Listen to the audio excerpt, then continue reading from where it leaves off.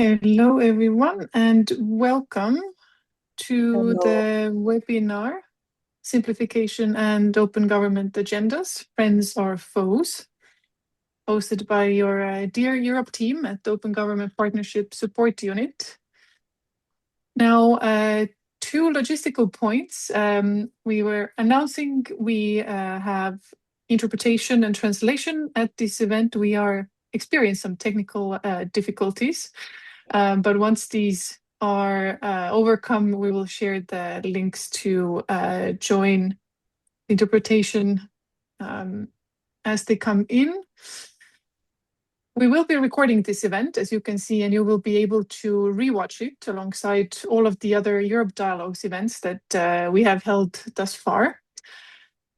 To really introduce this for you to understand what Europe Dialogues are, as you know, OGP is largely a domestic, a national, and local action platform. 19 of our 28 members in Europe are, however, also in the EU, and many others are on the part to access. So now we called the Europe Dialogue series to life last year to really bridge the conversations that were happening on the international and national levels. And over this past year, we've zoomed in on a variety of important topics. We've talked about regulating AI. We've gone into civic space and the role of anti-SLAPP regulations, into open algorithms, and most recently, we dabbled into defense spending transparency. And this is how we got here today. Our topic today is perhaps a little bit of an unexpected one for you. We have certainly seen a wave of simplification agendas across Europe, both on the EU and the national levels. But before I say a few words about why we're talking about this specifically today, I would like to actually kick this off by asking you what simplification means to you specifically. For this, please take out your other browser or your phone. You can scan the QR code on the screen, or you can go to menti.com and enter the code that you can see on the screen. See people joining already.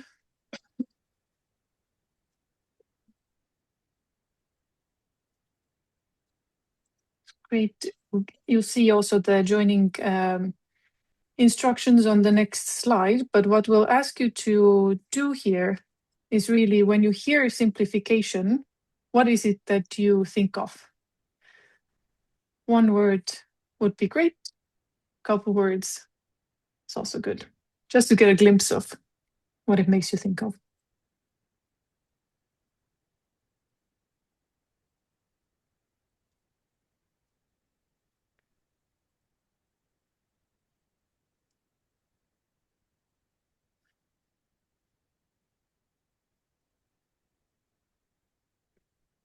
See, restructuring, efficiency is a big word, better service, avoiding red tape.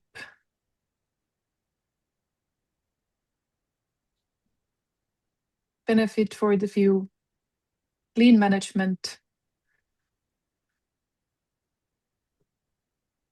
easy restructuring, clarity, easy to understand. As these come in, these are obviously, you can see there is a myriad of different aspects to simplification here. And we've had a great number of you joining us today, registering for this event, which I think we can all see from these numbers that these agendas can stir a lot of emotion. Some call these policies simplification, some call these modernization. There's a group that calls these agendas efficiency. And at face value, I don't think many of us in general would object to the goal that governments want to simplify the way things are done. or that we would like to make processes work in a more efficient way to get the best results with the resources that are at our disposal. And of course, looking at the way things are going at the moment, this is especially important given economic strains, as well as what we've noticed, the trend of steadily declining public trust levels that really force us to rethink how things are done. Why this agenda has, however, caused a lot of controversy is the fear, and sometimes for a good cause or a good reason, that simplification is, as you can also see in this word cloud, a term used to cover for deregulation, to bypass certain stakeholders, or even to weaken democratic safeguards. So, for example, in 2025, the European Commission proposed 10 omnibus proposals that aim to reduce recurrent administrative costs by almost 12 billion euros, a worthy end goal. But there have been many questions that have been raised about the impact of these proposals. And we will come back to this and start the conversation from the EU level in just a minute. Now, why we are here today, OGP is a platform for meaningful dialogue. We aim to create this across the board on even topics that might seem controversial. We want to create this dialogue across sectors, across branches and levels of government, between civil society and government. And this is why we wanted to create this space today.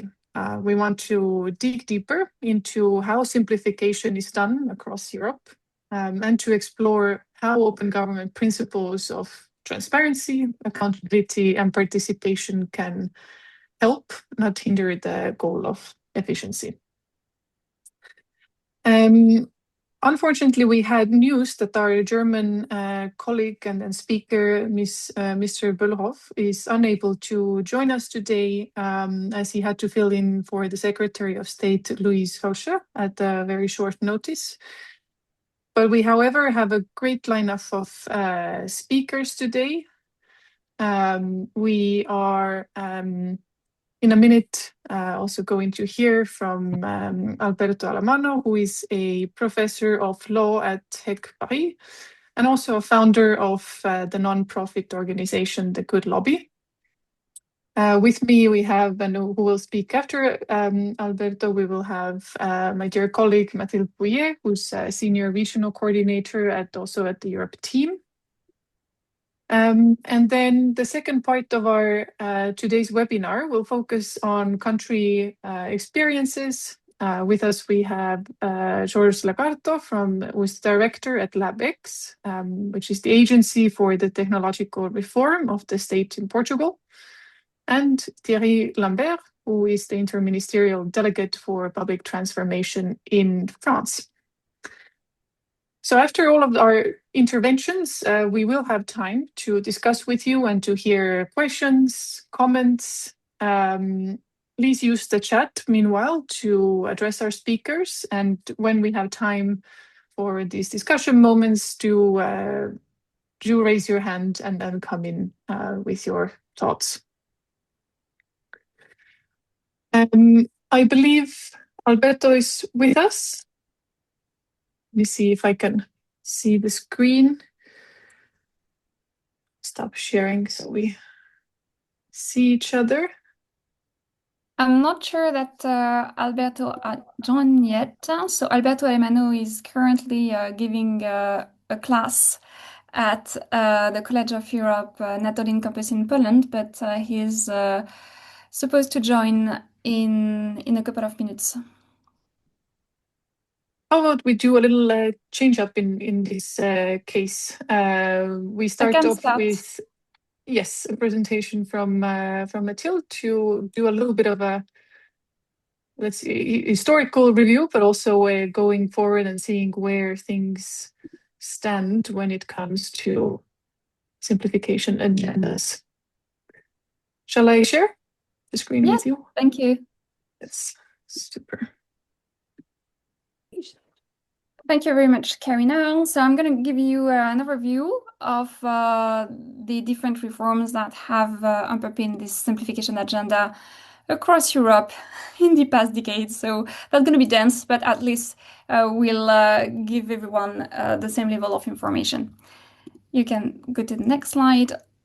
So simplification is not a new policy goal. Efforts to enhance the effectiveness of administrations have been underway since at least the early 2000s. These efforts are primarily driven by two overarching goals: restoring public trust in public institutions, as you know, which has steadily declined across Europe, and increasing the competitiveness of European economies, especially compared with the US and China. So there is strong evidence from several indicators, from the Eurobarometers, the World Bank's governance indicators, OECD metrics, that higher levels of governance effectiveness are associated with higher levels of public trust. The European Commission's initial white paper on European governance placed emphasis on strengthening the effectiveness, coherence, accountability, and transparency of EU policies, while ensuring greater engagement of stakeholders and citizens in policymaking. So that was the primary focus. The subsequent series of better regulation programs from the 2001 communication of the European Commission to recent updates of EU guidelines and toolbox have aimed to improve the quality of both existing and new legislation, with a strong focus on evidence-based policymaking and reduced administrative burdens. So the different better regulation programs have introduced systematic impact assessment before regulation and the one in, one out rules principles, among many other measures. The OECD standard cost model has also been widely used to perform regulatory impact assessment, again to make sure that new legislation don't place too big burden on the shoulders of businesses. Concerns about improving Europe's business environment has become central in the simplification narratives of the recent years, and they are at the core of the Draghi and Letta reports that have warned against the fragmentation and complexity of European regulation and, more broadly speaking, the single market. So the current wave of simplification is typically driven through three main types of policy initiatives: public administration reforms that aims at modernizing, streamlining bureaucracy, digital transformation strategies, and growth strategies, including the recovery and resilience plans. Some European countries have also established dedicated institutions to oversee simplification efforts. I'm thinking of Estonia Council for Efficiency and Economic Growth that advises the Prime Minister on reducing bureaucracy, lowering administrative burdens, and supporting economic growth. Across European countries, the simplification agenda is interpreted widely differently, depending on political priorities. Some governments advance citizen, user-centered approaches to this agenda, with the view to enhance transparency, accessibility to administrative procedures and service delivery. Others tend to use the simplification narrative to advocate for their regulation, arguing that businesses is strangled by environmental, health, social regulations. The experience of the Department of Government Efficiency, DOGE, in the US, along with the new geopolitical context, has amplified this very controversial debate, as Karina was mentioning in the beginning. You can move to the next slide. So what do these simplification measures concretely entail?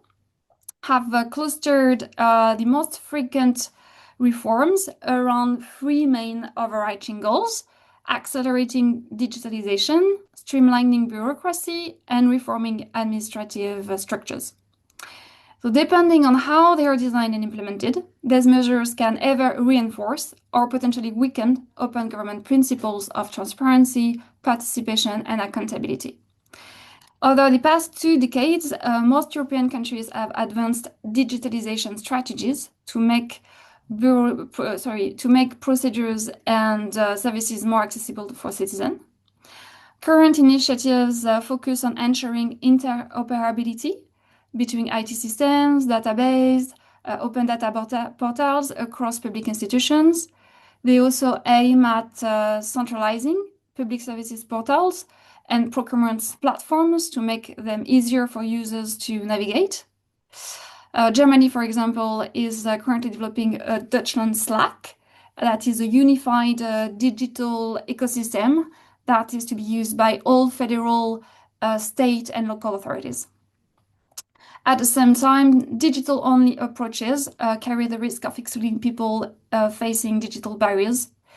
In that regard, Portugal's Citizen Stops, which provide in-person supports to help users navigate online public services, offer a very inspiring response to this challenge, and I'm looking forward to George to expand further on this latter. Many administrations are also exploring the automation of procedures and the use of AI. And this raises important questions about the transparency and accountability of decision-making process, questions that are currently addressed by an OGP group on the transparency of algorithm. You can go to the next slide, Karina. Efforts to streamline bureaucracy also include a wide range of reforms. Some focus on simplifying administrative procedures through measures such as the once-only principles or the use of plain language. Other initiatives aim to design more effective public policies and services from the outset through the engagement of users in co-design approaches. The DTP and LabX will have a lot of experiences to share in that regard, I'm sure. Streamlining bureaucracy can also involve mitigating the risks of regulatory burdens through tools such as the one-in, one-out principle that was mentioned earlier, or regular reviews of existing legislation. So the line between better regulation and deregulation is sometimes thin. Measures that tend to weaken impact assessment, reduce environmental, social protection, or limit opportunities for citizens to engage are obviously raising some legitimate concerns. Finally, administrative restructure is another dimension of the simplification agenda. While the Dodge experience in the US has involved agency dismantling and large-scale layoff, European countries restructure administration primarily by improving policy coherence, ensuring consistency across policy mandates, and even physically relocating ministries to strengthen coordination. And here again, we can have an interesting example from Portugal. I stop here and hope that Alberto have joined us in the meanwhile. Thank you, Karina. Thank you. I believe Alberto is here. I'm here. Thank you. Lovely. Great to have you. What I believe is from Warsaw. So it's correct. Welcome. And thank you. I did a little bit of an interview of or introduction in terms of the EU has proposed 10 different omnibus proposals in 2025, and you have been very much involved in many of these to really also keep the checks and balances in place. So please, the floor is yours to really address what is the impact of these EU omnibus packages, but also its legal and democratic implications. Yep. Thank you, Karina, and thank you to the OGP community for the opportunity to share a few thoughts about how this European simplification agenda, that's its name, has evolved and has developed in the past year or so. The origins of this initiative in reality are very old. Since the early 2000s, the European Union has been very tempted, together with its government, to ascribe all possible difficulties of their own economies to the regulatory burden that the European regulation would represent for society. So it's not something new. What is qualitatively new is the choice of the omnibus, a specific legislative technique used to bundle in one single proposal amendments to a variety of regulatory frameworks that are already in existence, and using them sometimes in a way that is absolutely unprecedented, meaning we are amending rules that have never entered into force. If you think about the Omnibus 1 on sustainability, we don't have much of a track record of the possible cost that those regulatory burdens could have been.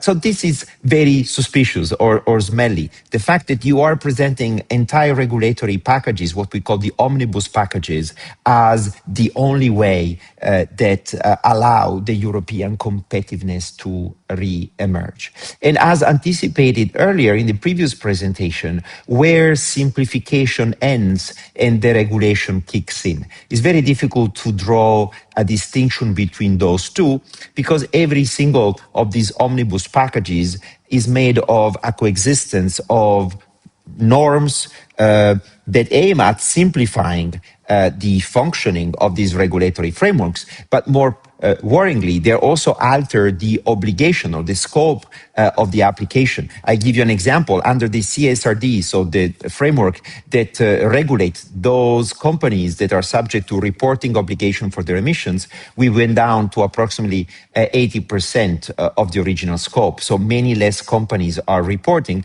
And this is raising major institutional implications, because the European Central Bank itself won't be able to exercise its own supervisory function on the banking system. It won't have the data points allowing you to basically exhaust or play on its mandate. This narrative and the use of the omnibus has also been endorsed institutionally by very authoritative sources, including the Draghi report, that has been used in order to legitimize ex post what the EU, this College of Commissioners, wanted to do anyway, under the pressure of many member states who are actually asking for these omnibus packages to be used. Today, if you think about it, the new default way of legislating in the European Union is through omnibuses. In 2026, we may expect a dozen or more omnibus packages, to the point that this particular way of regulating is becoming the default. Why this is problematic? Because this new way of reforming legislation, revising existing packages, is basically cutting corners, is legitimizing the fast tracking in the preparation of this proposal, the skipping of public consultations, the very same public consultations that are a common practice across OECD countries, that are promoted by the OEGP, but which are also constitutionally required by the Treaty of Lisbon since 2009. The same can be true in relation to the evidence base. Virtually none of the omnibus packages so far have been undergoing an impact assessment. So there's no evidence base justifying the choice for policy option 3 as opposed to policy option 1 or 5. This evidence base is lacking. And finally, it is also creating major institutional power issues, because if who proposed the legislation, in case the Commission, but it could also be a government, is packaging all these different amendments, it is very difficult to disentangle them when you are the legislator or the co-legislator. Are you voting on what? Are you voting on the specific amendment? Are you voting on the single package? The reality is that today it is not possible to disentangle those different proposals and amendments. So you basically either vote against the whole block or you actually vote in favor. These obviously reduce the parliamentary autonomy that the legislator has by, again, normalizing a pathological way of doing regulations, which might have been in exceptional circumstances justified, but it cannot be the new default way of producing regulation. So needless to say, this simplification agenda, which can also be seen in a broader political context, this is happening also at the domestic level, it is happening at the national international and beyond the European context, obviously with probably a bit more characterization, a bit more color in the United States, is also accompanied also in the EU by this large-scale review, which consists in a de facto dossierization of the European administration, which is set to lose approximately 25% of its personnel, which will introduce more precarious conditions for its workers, and which is translated in some countries by the nomination, the appointment of some Doge in chief, like in Germany or in many other countries where this rhetoric of cutting the administrative burden is spreading. In reality, we don't really have an evidence case for embracing the simplification package. The figures which have circulated in the past few weeks suggest that the gaining ranging from the first omnibus packages are the equivalent of 0.07% of the European GDP, which represent 1% of the total spending the European Union should make under the Draghi report to relaunch the European economy. There is a risk that we are dismantling the very foundation of the European and national policy making for very limited cost as compared to the real effort that should be made in rather increasing or even doubling down in the capacity of the administration to prepare more evidence-based, in a more inclusive way, regulations that should allow different countries in the world to navigate this new geopolitical context. On this note, I'm going to close this brief analysis. Hopefully it has been impressionistic enough to stay with you for a while, to get more curious about what is happening. But virtually no area of policy in the next year won't be affected by this. We hear every single day a new policy area ranging from defense, readiness, protection, the labor market, even the citizenship will have its own omnibus, so an attempt at simplifying, deregulating rights, obligations which have been consolidated into the European Union. Next week, the next European Council will probably double down on this commitment to deregulation. So we're going to be seeing much more acceleration in the way in which this Commission will be embracing such an agenda. Back to you, Karina, and in a few minutes I will need to go back to the classroom. Absolutely, and thank you for this brief but also very in-depth analysis. Just to really shoot back the question to you, but on a more kind of, I guess I'll come to this in a on purpose, naive way, right? I mean, we all have heard people saying in media or businesses or politicians that the EU as a whole is a bureaucratic machine. How could or should simplification in this context be done in the right way in the EU level instead of what you are perceiving now?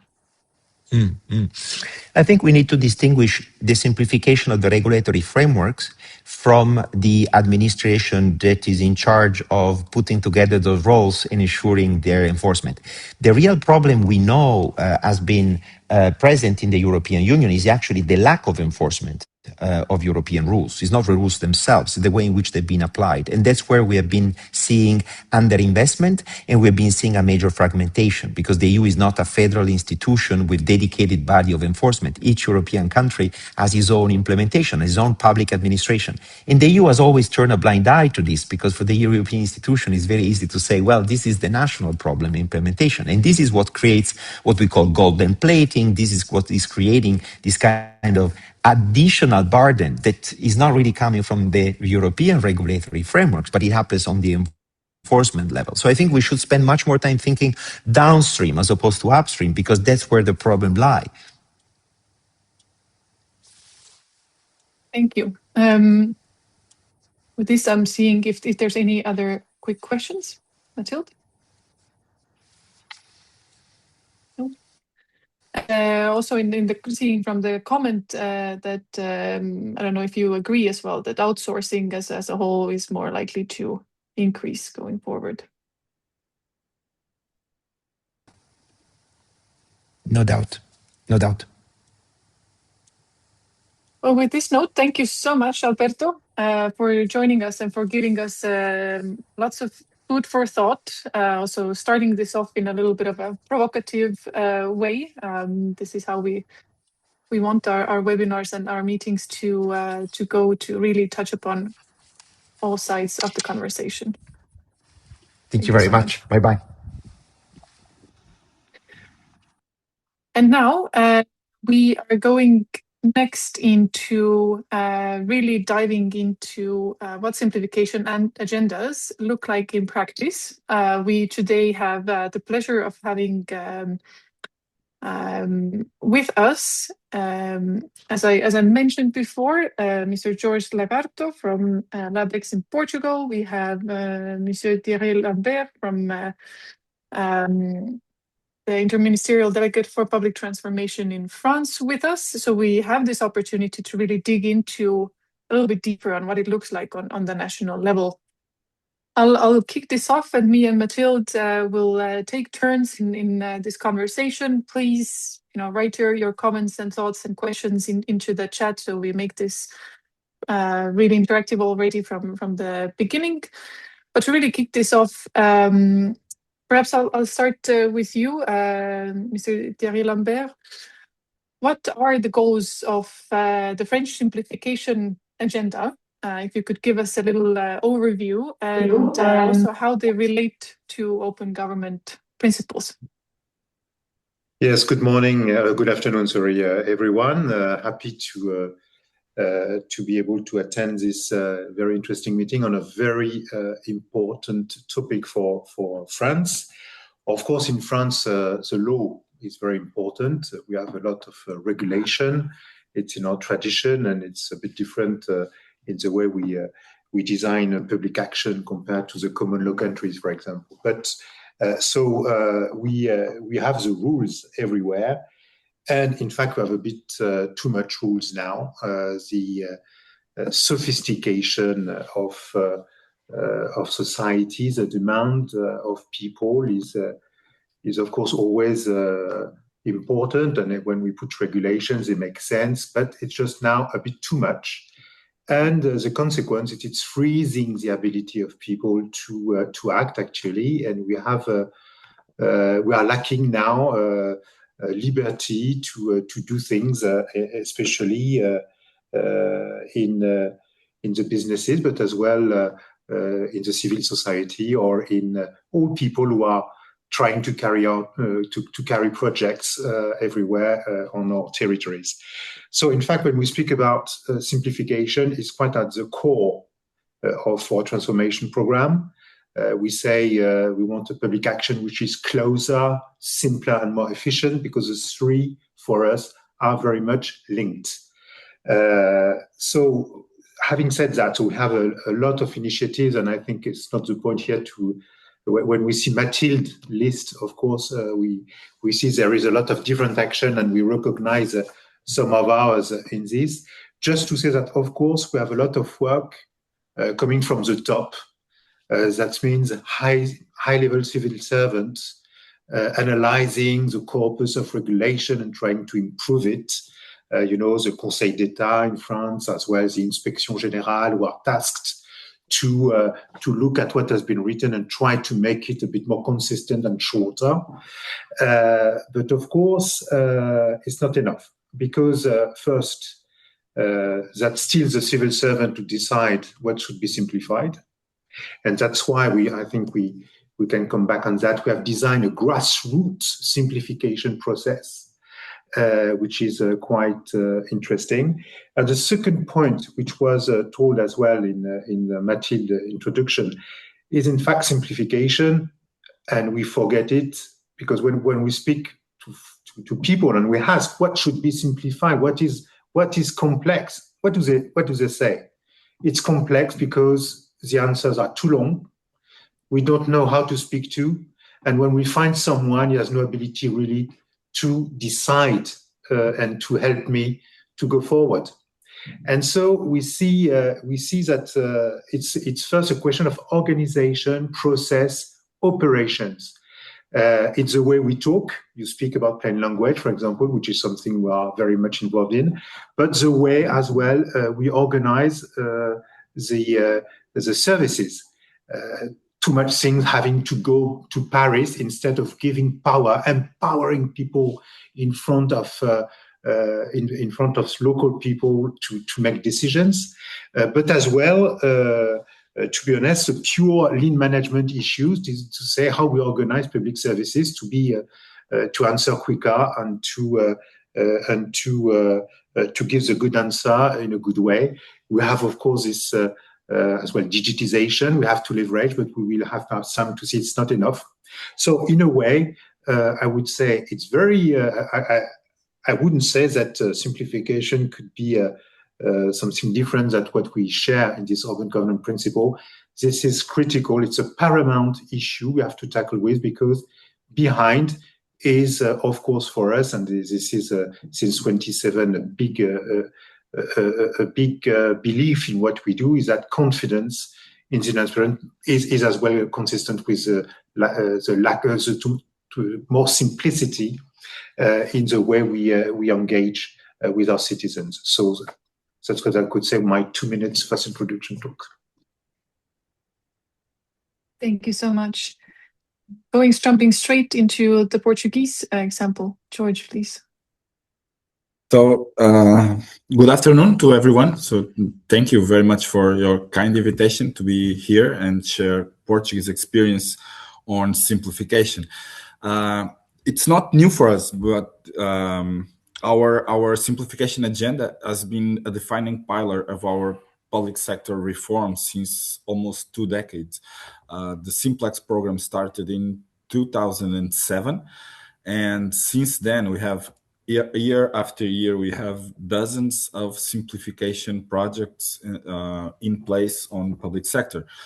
At the beginning was very massive program with the first programs have more than 100 projects towards simplification and digitalization, just to create the structure needed, like create conditions for interoperability, to promoting the only one's principle, to address more complex services that involve multiple entities from the state, trying to create one-stop shops, one-stop counters that we can address all these complex issues in just one moment of interaction with public sector.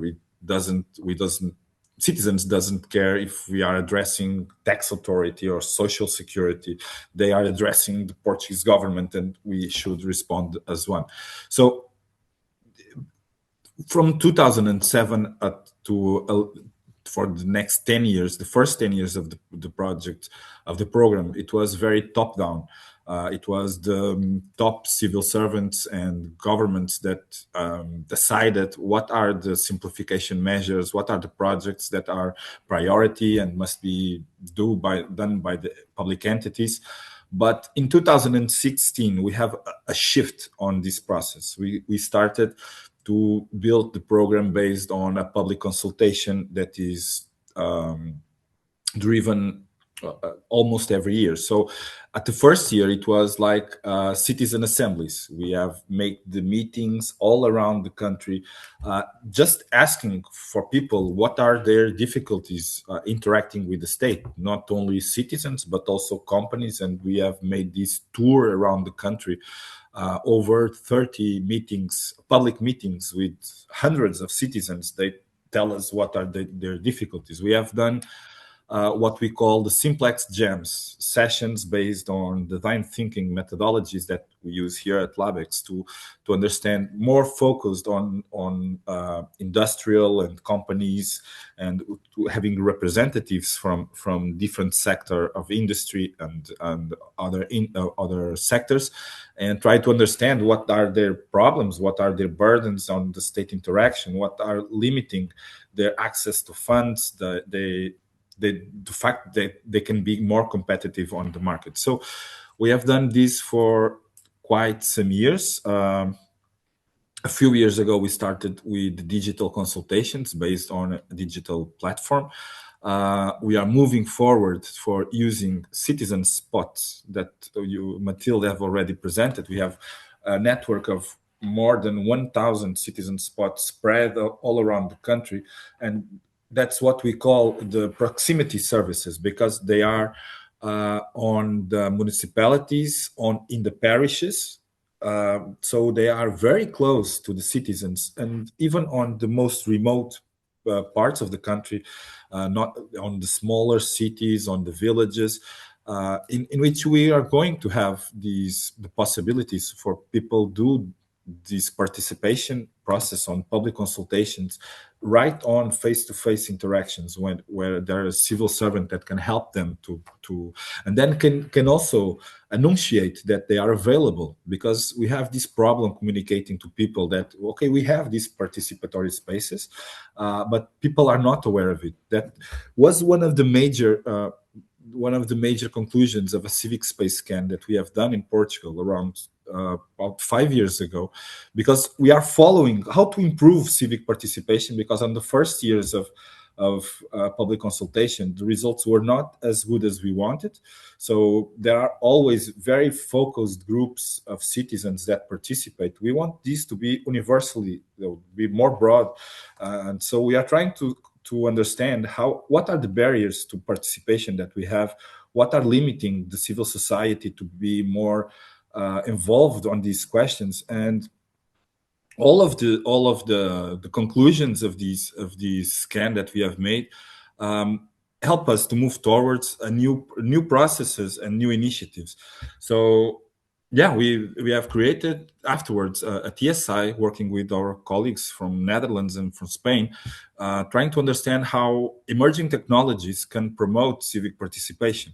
And yeah, now we are evolving our civic participation platform to improve these the findings of the TSI, trying to improve both how can you use artificial intelligence to help us to reach some profiles of citizens that are more of apart from participation, kind of what about the youngsters, some of them that neither study neither work. So how can we get them? How can we deliver public policies that will make sure that will address their problems? So yeah, this has been a long road. We have done lots of stuff. Then we have now a new how we say, a new life, kind of a second life with the national digital strategy. But I guess we can talk a little bit more about it in a couple of minutes. Thank you very much, both of you, for this very interesting introduction to the simplification agenda in France and Portugal. We see that maybe you have to switch up the sound. Here we go, so that I don't hear myself twice. So it's very interesting that both countries have also adopted bottom-up approach to simplification, engaging directly with users and businesses. And you also bring services closer to the people. So this is very much in line with the principle of OGP. And so we are longing to hearing more about the concrete measures you are advancing. So can you give us more explanations on to what extent these agendas in both countries strengthen transparency, public participation, and accountability eventually?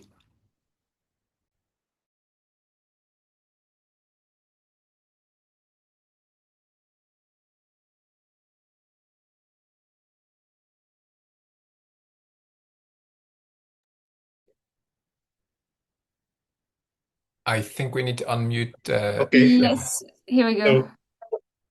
Okay. Well, first, I'm happy to hear about Portugal, because we have been sharing for long some good practices through the OCDE, and we know we share a vision which is very similar, and we are very glad to see all the progresses which has been made, and we are inspired by a lot of what Portugal is doing. So thank you for inspiring us. So we are working on a lot of things. I won't come back on this, and especially I'm speaking about Portugal because we have shared a lot of good practices on live events, and I know that Portugal was quite advanced on this. I would like to speak about two things we are doing, which we believe is really in line with the principles we are sharing through the OGP.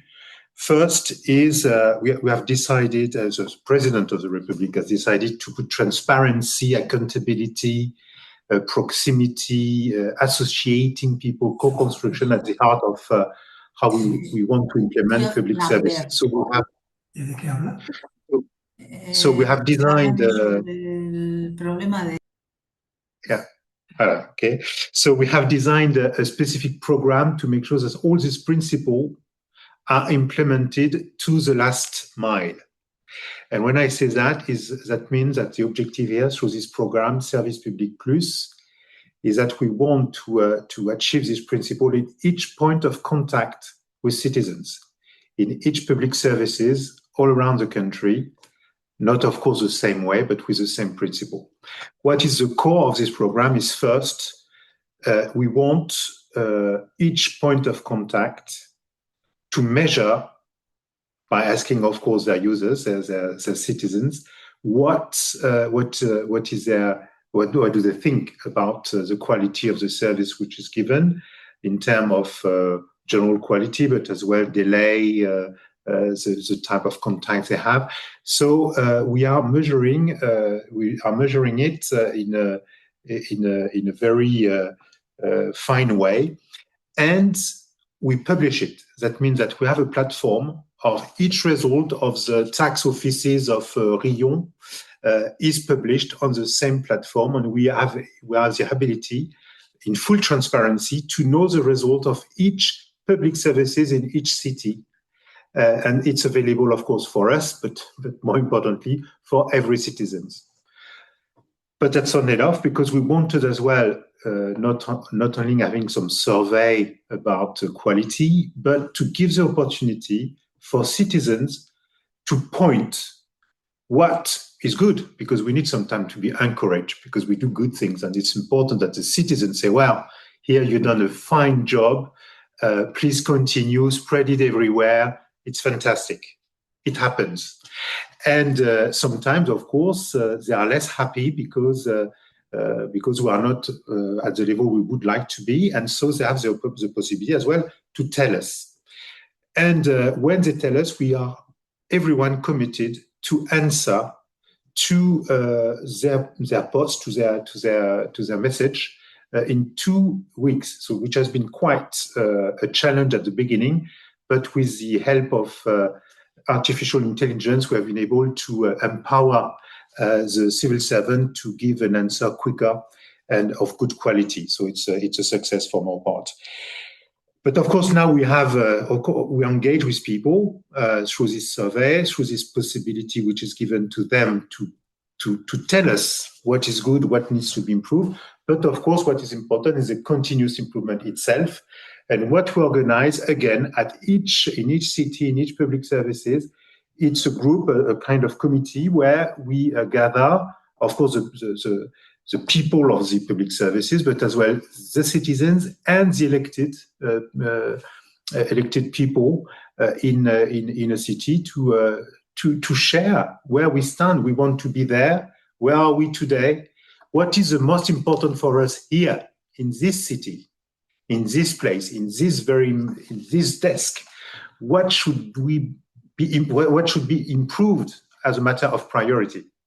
And so that's a way where we share point by point a continuous improvement plan that we publish as well to make sure everyone is on board. And it's very interesting because, of course, what needs to be improved in Nice is not the same of what needs to be improved in Vesoul, because it's not exactly the same place, it's not the same people, it's not the same public services, the same agents, and the same civil servant. At some point, what is at stake can be different. So that's a very important program for us. We are doing that for a while now, and we give the opportunity to the public services to have a kind of audit, an external audit, to recognize the levels they have achieved and recognize the success they have with the improvement of their public services towards citizens. So that's a big program. To be honest, it has a lot of energy to spread it. But we are now having good successes with good improvement in the satisfaction of people, but as well in very operational issues like answering the telephone or the delay to get an answer when we write to public services. So that's the first point, which is really how we structure the continuous improvement of public services, associating citizens and their elected people to improve their public services. The second point, which I was mentioning at the beginning, is this grassroots simplification process. Because of course we have these top managers in Paris thinking, the legal system to make it better. But at some point there was some doubt that the people who have written the law were the best to simplify it, or to make sure they identify what is a real burden, what is a real problem for people, and what needs to be improved first. That's why we have decided so 1 year ago, 16 months ago, to launch this front simplification process. What is it? First, it's an organization point. We want people being much more empowered. I mean, the civil servant to be much more empowered in their ability to make decisions, to answer to people's needs in a given territory. So that's very important, because it's not our tradition. The bureaucratic tradition is much more driven like a big plant where we produce public services the same way everywhere. Here we say, no, what is important is that the people which are in the contact, the civil servant which are at the contact with the project, with the people in a given territory, have to decide. So that's a big change in the way we organize things. And we have given much more power, but as well, it's not enough, because we need a better organization. The question is, in France, we are centralized, but we have a lot of centralized public services, which means that everything is organized as a silo. And when you have a project, of course, you need you have administrative processes with many administration, actually. And that's a problem, because perhaps they don't speak to it. And that's a shame, because in our French Napoleonian history, we have created the préfet. And the préfet in our constitution is the one who is representing each minister. So in a way, if he's not schizophrenic, all the public policies are concentrating on one person who need to be able to reconcile all these public policies, to give an authorization or an opinion, which include everything for each project. But it's in fact very difficult to do. So we have given more power of organization to the préfet to make sure that all the teams, all the administrative teams in a given department are really managed by the préfet. And has to organize them to make sure that the government is speaking one voice, not many voices. And that's a big change. We have given them as well the possibility to, of course, always respecting the spirit of the law, but sometimes the letter of the law is not appropriate, and they have the possibility to change, or we say a derogation, which means to change a bit the way we need to implement the regulation to make sure it passes in the different contexts that can be very different from a country, from a department to another one. But sometimes still they are blocked, because the law remains the law. And they can't change the law, of course, because they are civil servants. So when they are blocked, then we have created a fast track, which is in my department, where they can send their question or their problem, and then we receive it. We will study the case, and we will consult with all the administration who have a say on the case. If we agree together, it's okay. The administration which was targeted by the question will answer to say, okay, you can go, this is the solution. And if we disagree, which can be very often the case, because each administration is bearing some objectives, and they are sometimes difficult to reconcile, then we have each month a meeting at the Prime Minister office to make an arbitrage, we say in France, so to decide the case and give a solution to the field, back to the préfet. And that's very effective because if you see in 1 year, we have received 556 cases which were unsolved by the préfet on the field and which have received an answer from the central administration. So it's very good because at the end, of course, what do we do? So we have a decision, but earlier, Mr. Alamo was speaking about omnibus, the omnibus package of the EU. So we have our kind of omnibus in France as well, with a mega decree which has been published last week, where we have collected all these cases we had to change to simplify really the ability to conduct projects. And this decree was published with dozens of measures. And we have a project as well of regulation, which will be brought to the Parliament because some of these obstacles were from a legislative level. And we will present as well a package of many, many different change in the regulation to make sure that we answer to what has been communicated by the field, by the people really making projects, to say these are the really burdens, this is what we can't accept, what we need to be changed, but not just because civil servants have said it was important, but as Mr. Lagarto was saying, because it's important for the people who are really doing the work and wanting to make progress on their project. So this is the two main points I wanted to present because I think they are quite in the objective of OGP, associating people coming from grassroots, associating and trying to improve people's daily life, which is at the end what we are all aiming to do. Thank you very much, Mr. Lambert, for explaining us so clearly the point of these two programs that are trying to solve inconsistencies and administrative burden with those who are affected and want to carry projects. So that's a very good bottom-up approach that is quite distinct from what we can hear about the simplification agenda in other debates. George, now it's your turn to expand a bit further on Portugal's reforms. Thank you. Oh, thank you. Portugal, it's changing a little bit its approach to simplification by nowadays. So we had the Simplex program, in which it's much more likely what it's been done in France, that the citizens and companies tell us what are their burdens, and then we connect with different entities from public sector to see how to address them.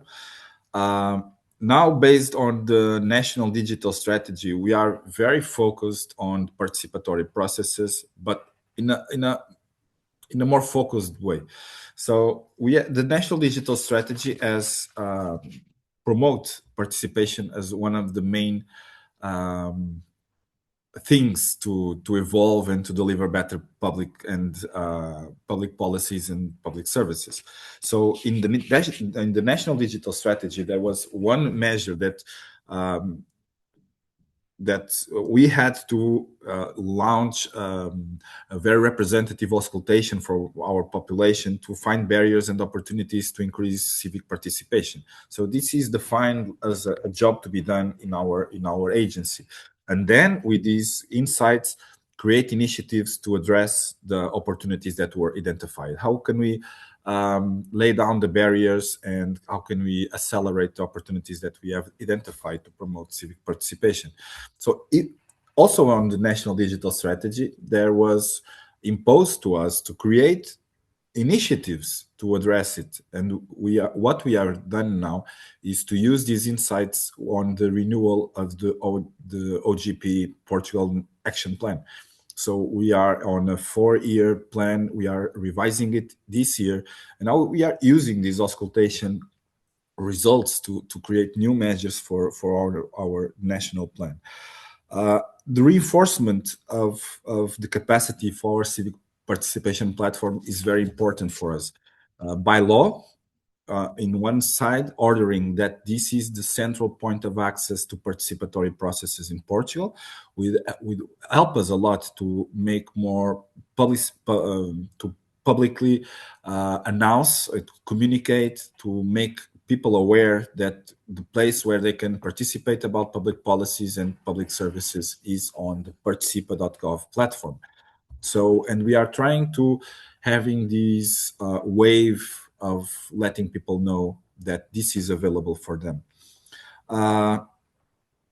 Creating this omni-channel framework for participation is also very important for us, with the more than 100 citizen shops, citizen spots on the list, in which they will improve awareness from citizens about what are the consultations, what are the participatory processes that they are available, and to make sure that we can communicate it in a more efficient way.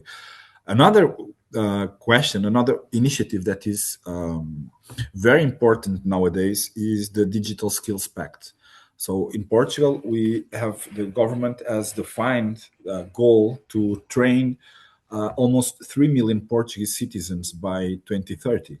So this has an annual investment of 80 million euros every year. Okay, this is the idea is using digital skills as a driver for productivity.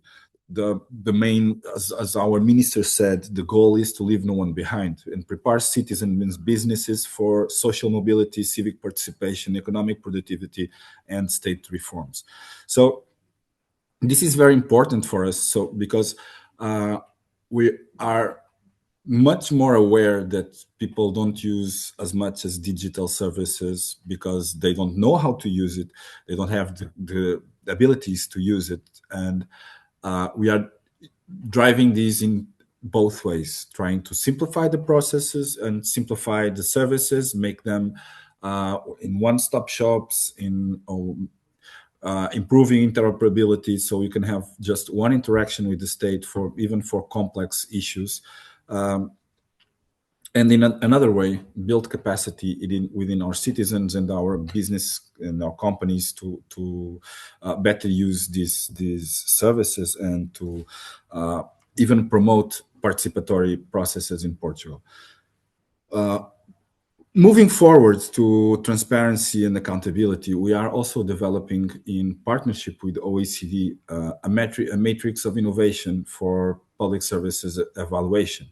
So we have identified that we don't have data about service quality available to citizens, not even have the data available for us to access how the services are performing and to know how to evolve them to another state of quality. So we are developing with a group of public entities. We have brought them together. We have this co-creation process with them, so we can build a framework that can be used both by public entities to manage and access the services, and even for the political level for a more informed decision-based process. So they will have structured information about public services delivery in Portugal to can make more informed decisions.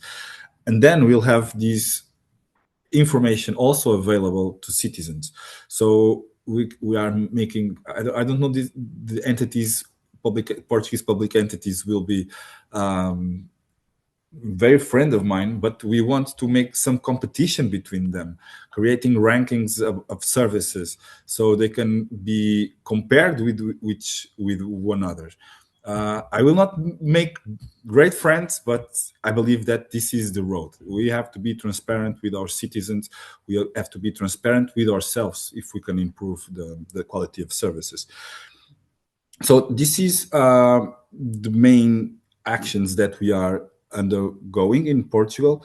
We have these questions also about how how to manage these questions about easy of licensing activities to remove burdens and at the same point stay effective on the inspection. We have turned around this paradigm on 2011 with the Zero Licensing Initiative. So at that point, over than 10 years ago, 15 years ago, we have created a process, a legal framework that people don't have to ask for a license in some businesses. They can start the business proving or assuming the responsibility that they are fulfilling all the legal framework.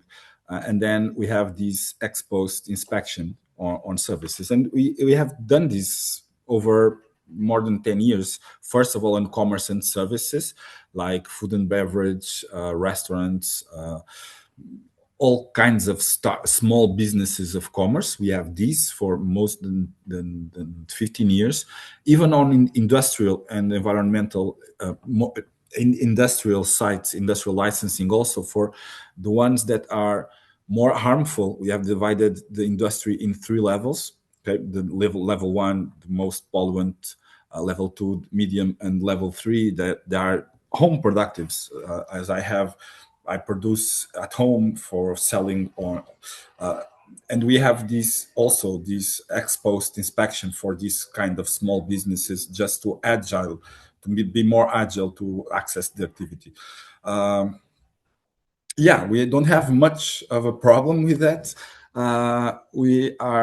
It was difficult for entities to adapt, but I believe that they are the normal here in Portugal nowadays. So, and even when the government tries to simplify it a lot, or if we smell that are some issues on the air, there might be real problems. We have this government that was thought to be simplifying the urban construction licensing and favoring some entities about to remove burdens and to install themselves on protected areas. And this may follow a government in Portugal. So yeah, people are aware that we cannot simplify at most because there are real issues that can happen, and we can open to corruption and stuff like that. So yeah, there are a lot of awareness in Portugal for this situation.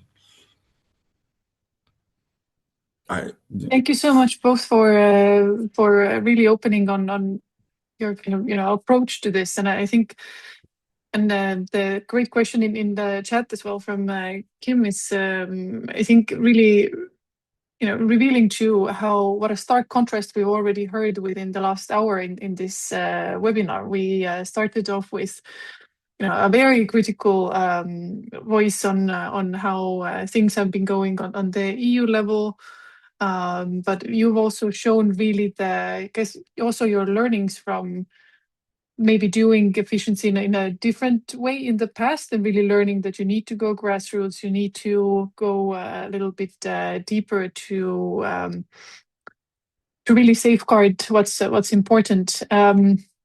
And to bring in a little bit of, or to weave in already the questions in the chat as well, is you have invested a lot in the participatory processes, but some of the simplification agendas in general tend to bypass consultation altogether, or bypass sub-stakeholders altogether in other cases. So I guess the question there is, where are these tensions, or where do you see these potential tensions between the 2 agendas in your own experience, in your own country, between the agendas of simplification and open government, that is? And can these tensions be prevented and overcome? What is your take on this? Go ahead. Yes.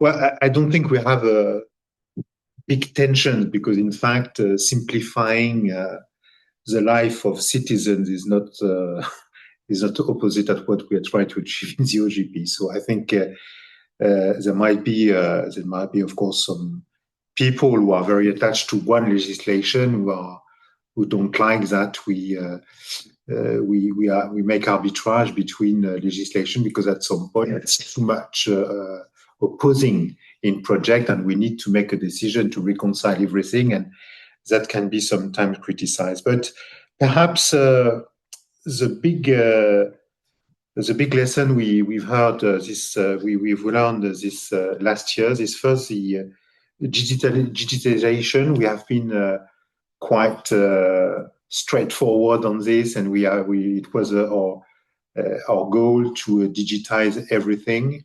And at some point, we realized we went a step too far. We have been very successful in digitization, because today, if you take all the public services, we have 4 billion visits in the public website, and we have only 200 million contacts between citizens and civil servants. So you see the dimension that internet and digitization have taken in the way we interact with citizens. On this 200 million, 45% is by phone, and 15% is physical interaction in on premises. But what we have seen is these 15% are very important, because in fact, these 15% of people who absolutely need to meet someone, they are the people who most need public services. And they are lost with our processes, they are lost with our silos, they have a problem. And they just need someone to help and tell them what to do. They need to have insurance, they need to be accompanied. So it's people. It's not only because some people don't like internet. It as well people. So there are the elderly, of course, a very the high tier of elderly people who still prefer to do as they have always done. But of course, people who are disabled, the strangers, and the young people who are completely lost cognitively with what is an administrative process, to be honest. They have learned to use their iPhone very well, but when it's come to go in the logic of the administration, they are lost. So what we have decided, then, it's to continue really and to have a dual strategy, to go really full stream with digitization, because we need, and it helps, because a better digitization is good as well when you welcome people on phone or on a physical premises, because in fact all this CRM and help to have a better service. But we have reinvested physical presence through our program France Service, which is in fact a place where you don't come to meet one specific public service, taxes, pensions,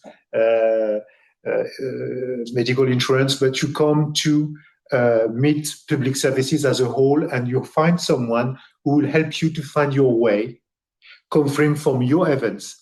I've lost a dear one, I have a baby, what does it mean for me? You need to do this, we will help you. And if you need to meet someone, we will take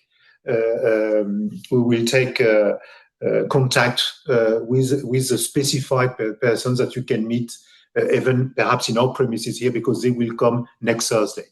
So we have answered this challenge of digitization by assuming we have a dual strategy, very strong in digital with the support of telephone, but as well a strong physical footprint, but transversal, as a whole service, not only replicating the silos, the administrative silos. So that's one of the first points we've learned.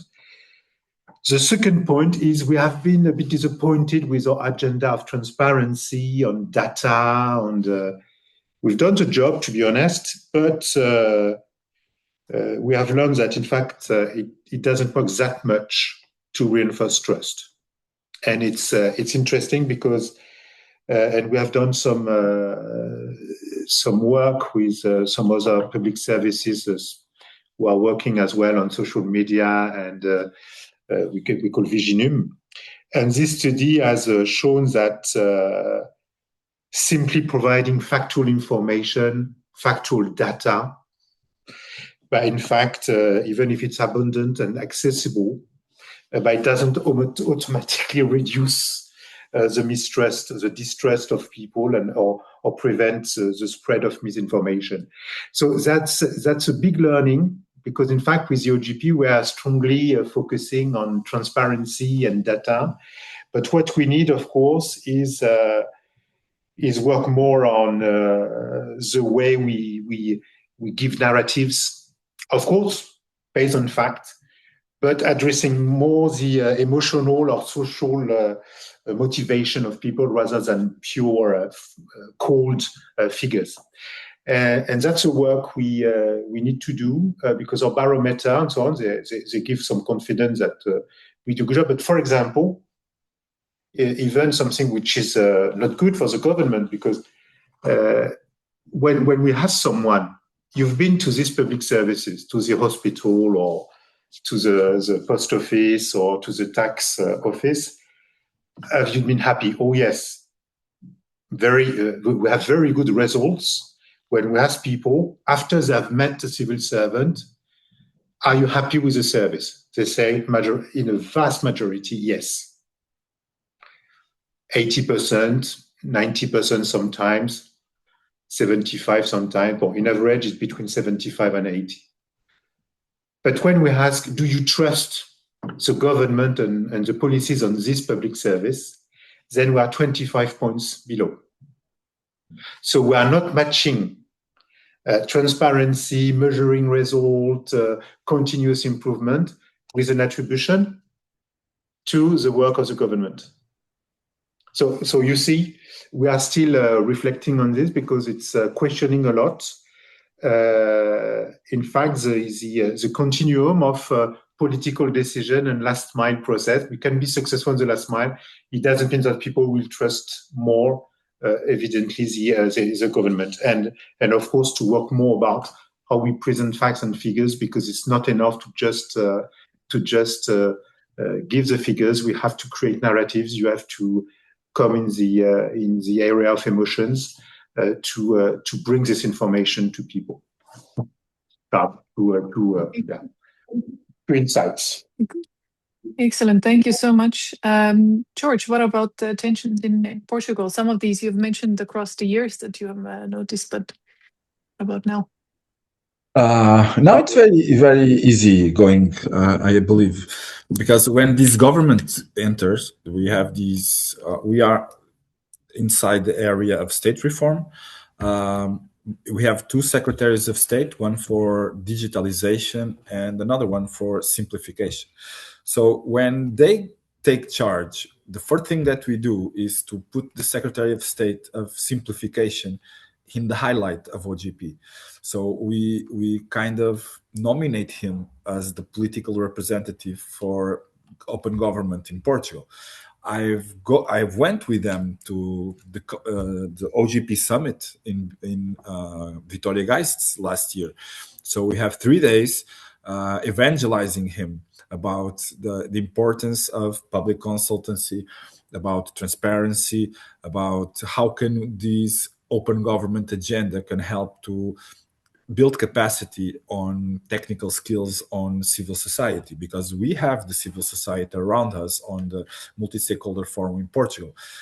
And he has listened. So we are now launching an initiative to replace Simplex program. We call it the state reform program, in which we are starting to address the problems of the services in an integrated way, as we always defended, because we cannot address the problems of one services focused on that service. We have to have a 360 vision to understand what comes before, what goes next. And we are trying to address this now, looking for the whole of the journey, of the service journeys. We are defining what is the job to be done. Okay, what is the service journeys that people and companies have to address? And now we have started, and the basis of this is auscultation of the users. So we have started with company journeys. We have 3 of them. We have analyzed. So all of these changes are based on research that we have made. We are looking how can we we go and map the as is, trying to understand what's happening now, what are the barriers, what are the difficulties that users are feeling about licensing something or addressing using a public service. And then we talk to them. How can we, what are the big difficulties that we are facing? We describe the journey and they pinpoint us what are their problems. And then we get these blueprints, as you want. We take them to the political responsibles. Okay, we have to do something about this. So we have the first program has about 20 projects that we are going to launch next month. We have about 10 of them are mostly about service platforms, the improvement of service platforms, improvement interoperability. We have one for AI factory.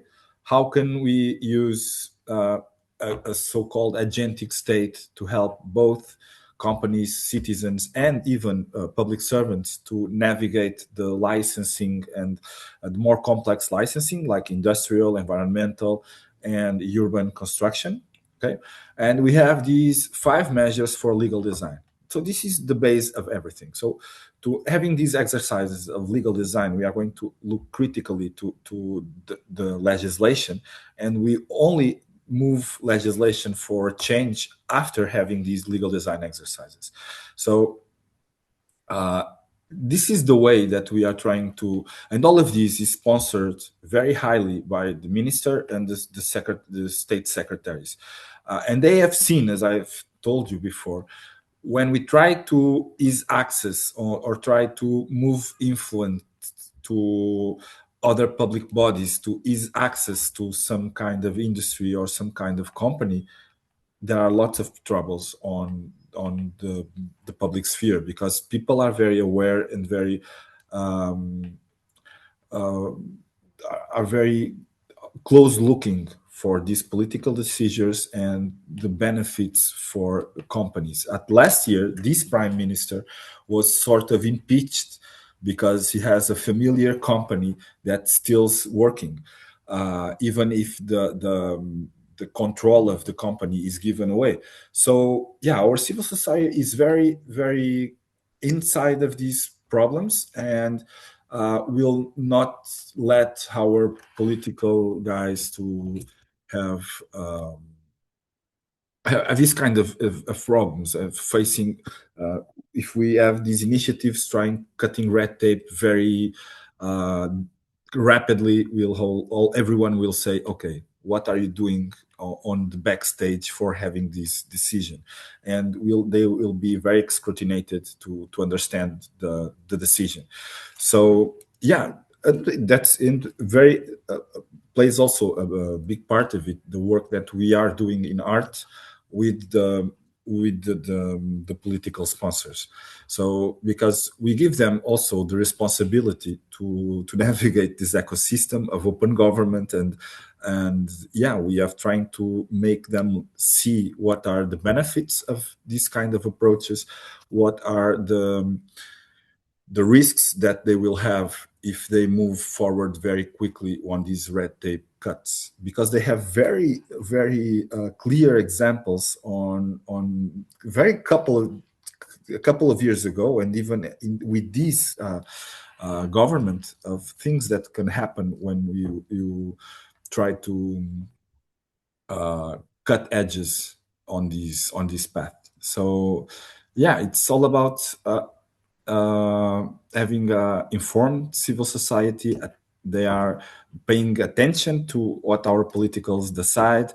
And yeah, I guess this empowering civil society, giving them competencies and skills to use the digital, to understand what are the digital policies turning to, how can we address the risks from AI not being regulated or being on the hands of a foreigner nation or something. Yeah, we are very aware of this, and trying to take steps towards making it not risk-free, but the risks may be very well calculated, and we know what to do if they happen. Thank you so much, George. that was very interesting to hear how you integrate the risks in your vision and how you mitigate them. So that was very helpful for the conversation. Karina, do you want to launch the Menti poll? And if anyone has a burning question, please raise the hand now because we're running out of time. Thank you. Thanks so much. What we wanted to really close with is to see. So now the question of our webinar comes to you. You can slide on the scale and let us know what do you think. These are simplification and open government agendas, friends or foes. Mindful the foes is on the left-hand side and friends are on the right-hand side. And while we do that, wanted to also a few things, I guess, from our side to finish this up. I mean, this was really insightful to hear really practical examples, and to me, you know, a lot of the initiatives that were mentioned also brought other policy initiatives in place that are not called simplification, but they come from a very similar source. You have democracy encounters in Finland, trust reform in Norway, which come at simplification and from a very similar angle, but just call it differently. So I think for me, the biggest takeaway from today's call has been that really echoing Alberto's words, we need to disentangle deregulation from simplification. These are two different ideas and different with different goals, and simplification can be done really well with open government in mind. Mathilde, any last words or takeaways from your side? Well, as Marie-Eva mentioned also in the chat, the way this simplification agenda is advanced really depend on political views of the government. You have very widely different approach to it. And it's clear that in some countries, the tendency to lower administrative burden on businesses, to put in place some fast track process to adopt major infrastructure projects can jeopardize opportunities for civic engagement. But we have heard very concrete examples from France and Portugal that these agendas can be driven in ways that, on the contrary, bring services closer to the people, including disadvantaged groups that were usually left behind. So it's again, I think my conclusion is there is a strong need for civil society to be very vigilant, to have a close look at these reforms, because it really depends, their impacts really depends on the way they are formulated and shaped. And if they are co-created in the framework of OGP processes, I guess higher going to be the chance that they're going to align with OGP goals. Yeah, so I think with Karina and others, we will keep working on this issue, harvesting very interesting examples that we have heard today that bring another perspective to this debate that has been highly controversial in the past months and primarily focused on deregulation. So the point of the webinar was also to show that we can reclaim this narrative with other approaches, and I think we had very tangible examples on how it can be pushed differently.